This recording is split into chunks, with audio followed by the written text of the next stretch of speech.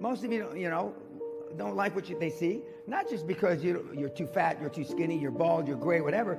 It's because you know what you could have been. That's just one kid. He's 28 years old. $125 million. What were you fucking doing at 28 years old? I've only got 3 regrets in my life. 3. 1, I'm a combat-trained Army officer who never saw combat. That's just the way it was during the Vietnam War. 2, I yelled at my mother the day before she died. I said, Mom, you're not sick. God damn it, you're not going to fucking die. Next morning, she's dead. And 3, I didn't set my goals high enough. Not because I missed my son's soccer ball. Not because I missed my daughter's prom. That's all rubbish. That's not what you say when you're about to die. And you whisper in your wife's ear or your son's ear or whoever's going to give the eulogy, I regret the things I didn't do. I coulda, I woulda, I shoulda. I will do whatever it takes. And when I say I'll do whatever it takes, I fucking mean it. I know how to get you to the top of the podium at the Olympics. Not for a bronze medal, not for a silver, but for a fucking gold. If we're not going for gold, don't waste my time. Show me your friends and I'll show you your future. But Bill Gates doesn't hang. Steve Jobs, who I knew, didn't chill. Warren Buffett doesn't hang. Elon Musk doesn't hang. Would you want your children to be like your 2 best buddies, or 2 best gal friends, whatever you call them? Would you? Probably not. Would you even want your children to be like you? Probably not.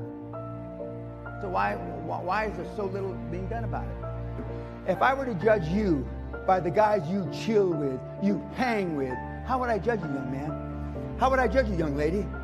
I'd probably judge you a dipshit. You hang out with monkeys, what happens? Your life becomes a fucking circus. Now, with the greatest respect, kids, this is not Barnum and Bailey circus. You only have one time to make a first impression. The first impression is how you look. Now, I already know how I look, and you know how I look as well. Second impression is when you open your mouth. Most of you, with the greatest respect, can't speak properly. You stutter, you mumble, you sweat, and I can go on and on. So you go where there are people that you want to be like. You find somebody that is, and my whole basis is mentorship. Find somebody that is where you want to be 20 or 30 years from now, and go to him or her now. I had the presence of mind to be attracted to some very, very famous, very wealthy people in my 50-year career, and I went after them to, not for money, not for anything like that, but I just wanted them to talk to me and to share their wisdom. And today, people are afraid. We've had mentees in the last couple of years that actually got through to Bill Gates. You can't stop trying. If you wanted to be a world-class athlete, where would you go? A world-class coach, right? In the 90s, the kids really were looking towards the future. Now I go back and I go to schools, and now they just want to chill and play video games. And every beating I got from my dad, I deserved 20 more. Because he only beat me for what I got caught. If the nuns caught me, they beat me. If the priests caught me, they beat me. And then my dad would come back into town and he beat me because they didn't beat me enough. The first self-esteem is built the first 7 or 8 years of life. Who are you around the first 7 or 8 years of life? Mom, maybe dad, older brother, uncle, a grandmother, right? What the hell do they know about building self-esteem? We knew our parents told us crap. We listened out of politeness, most of us, myself included, out of fear in my case. But now kids, your dad, a dad will tell his son or a daughter, and they'll just say, that's rubbish. Dad's talking shit. Why is he telling us that? What are you going to tell your grandchildren and your children 20 years from now when the greatest transformation of wealth occurred? What were you doing, Grandpa? What were you doing, Dad? Would you have your thumb up your ass? What are you going to tell them? You had your thumb up your ass. It may have been covered with Old Geneva or New Geneva, but you had your thumb up your ass. Okay, and if you want to build self-esteem, deal with people that have high self-esteem. Now, it's not likely Elon Musk is going to have coffee with you. Maybe. It's not likely that Warren Buffett's going to have coffee with you. Self-esteem is what most of your parents didn't give you. It's a form of self-confidence. It's a form of self-awareness. Well, it's the least informed thing that our parents know anything about. And when I get parents and they say, I didn't know any better. You don't know what you don't know. I did what my parents did to me. Did is the operative word. I did what my parents did to me. Now, what kind of teaching structure is that? Most parents aren't capable of creating high-performance kids unless you're Andrew Agassi and Steffi Graf. I mean, those kids are going to be high performance in one way or another because they're both world champions. And so self-esteem is the bedrock of high performance. It's the bedrock of everything. And it's the least thing that is taught in schools. So what can you do to build self-confidence and self-esteem? Why do you think you're going to have it? Why? Because you deserve it? I don't think so. You deserve what you get in life by working hard. When our kids got out of, and they went to great schools, when they got out of school, I said, I am hard. Olympic athletes say, you're as hard as my Olympic coach was when I won 2 gold medals. That's the kind of person you want in your life. Not somebody that agrees with you. Not somebody that says, it's all right, you can try again. You're only 26. You've got the rest of your life. That's crap. Now look at all these people in their 30s, 40s. Somebody told them that bullshit 25 years ago. Now look at them. Just look around the goddamn table you're sitting with. And I don't even have my glasses on. I see bald heads, gray hair. Be the first in the building and the last to leave. And my daughter says, Daddy, that's the janitor. The guy that cleans the floor. I said, yes, honey. 5 months into her first job, she said, the chairman of the company, big company, said, whose light is that up there? Well, that's Kelly Pena's. What is she? She gets to work at 5 o'clock, and then he's leaving. Whose light is that at 11:15 at night? Well, that's Kelly. It's still Kelly Pena. If you're in sales, make 300 cold calls a day. 300 cold calls a day. 300 cold calls a day. Correct.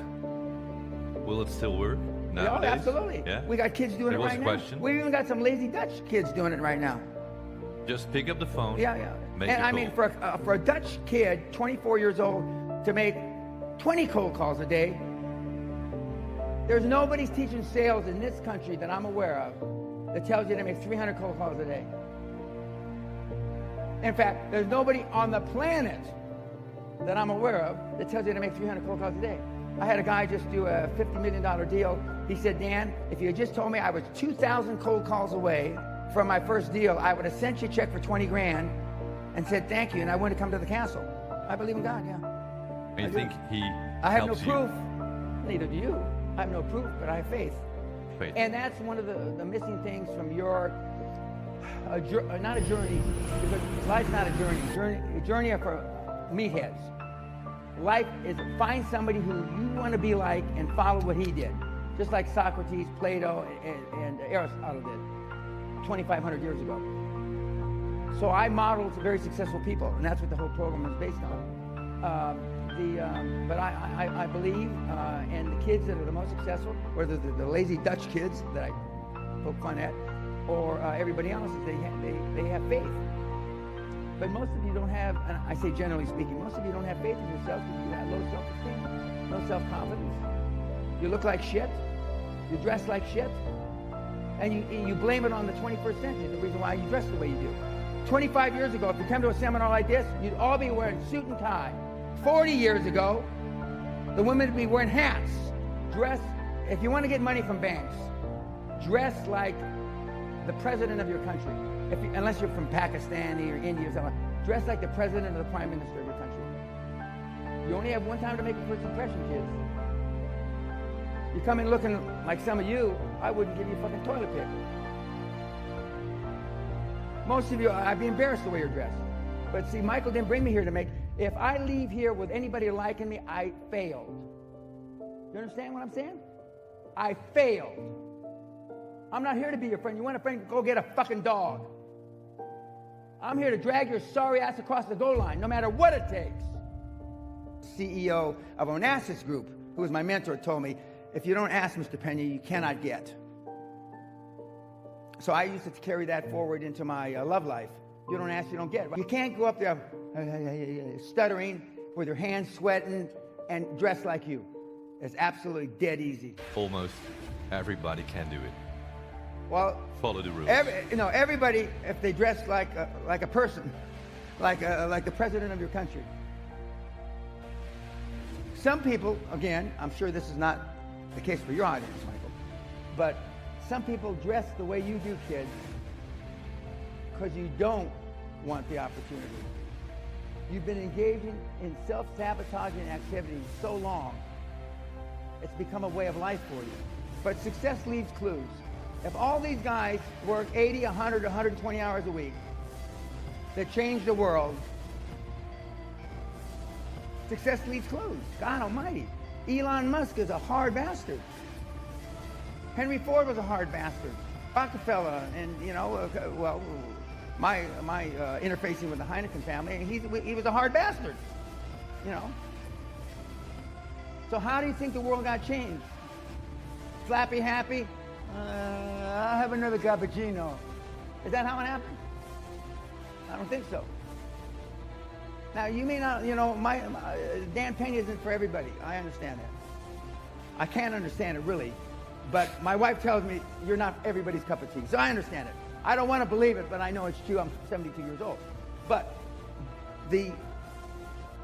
all the people I've been privileged to be around, I've been around some big, big hitters. They're all the same. But now, because of everything's on iPhone, they're trying to paint their legacy. Now they don't swear on camera. Now they don't do all these things because they want their legacy. I don't give a shit about my legacy because I am the best on the planet at getting you to do what you don't want to do because you're a lazy fuck to get what you want out of life. Nobody's better than I am. Nobody. And I know it. And not everybody loves me, and I don't care. That's good. Again, if I leave here with anybody liking me, I failed. I failed. You have another mission. Yeah, I'm on a mission. I'm obsessed. If you can't tell, obsession. Who did I study speech giving when I was learning to be a world-class speaker? Hitler, Churchill, Kennedy, Stalin, Franklin Delano Roosevelt. Those are the movies that I watched. Being a high-performance person doesn't mean you're a good guy. And bad things happen to good people every single day.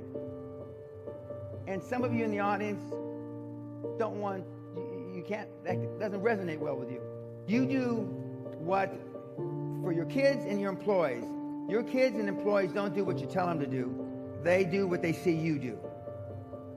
Most of you have bad habits, but most of them are bad. So we have to change that. And some of you have aspirations to have your children get good grades, right? A's. They have A's, right? Yeah. Yeah, you weren't an A student. How do you think that resonates with your kids? I've never seen a high-performance person that was part-time. I'm going to say that again for you lazy Dutchmen and Dutch ladies. I've never seen a high-performance person that was part-time. So, if you don't have the power of the human spirit, if you really don't believe in yourself, and we already talked about you don't have self-esteem, you don't have self-confidence, you don't feel self-worth, we're going to explain exactly why you don't have those things. But I'll give you a hint. Mommy and daddy fuck you up big time. If you weren't afraid of what people thought of you, said about you, whispered about you, what could you accomplish? A lot more than you've accomplished today. A lot more. Why do we care what people think? Why do we care what people say? And more importantly, why do we care what people whisper? Because we have no self-worth. We have next to little self-esteem. And we have no self-confidence. And how do we get that way? Yes, mommy and daddy. When was the last time you exhibited some courage? Some of you have to go back a long, long way. Some of you never. I said yesterday, I cannot believe that there are people in this audience that have never been spanked, never had a harsh word said to them by their parents, never got in a fight on the school grounds. I can't believe that. And you wonder why you are the way you are. Now, I'm not saying that being a high-performance person is beating the shit out of everybody, but it doesn't hurt. Most guys come to me because I'm the alpha male father they never had. Most young guys come to me because they can't get their willy wet. Now, what the fuck's the world come to? You got to come to a raging, crazy old fucking man, 72 years old, to get your willy wet. What's happened? Almost everything bad. That's what's happened. So far, since I initiated the snowflake test, 95.6% of everybody that's tens of thousands that have taken the test are snowflakes. Now, if somebody came and spit in your wife's face, your daughter's face, you're standing there, your mother's face, where I come from, there's only one alternative. Correct. But you know what at least 50% of the answers we get to say?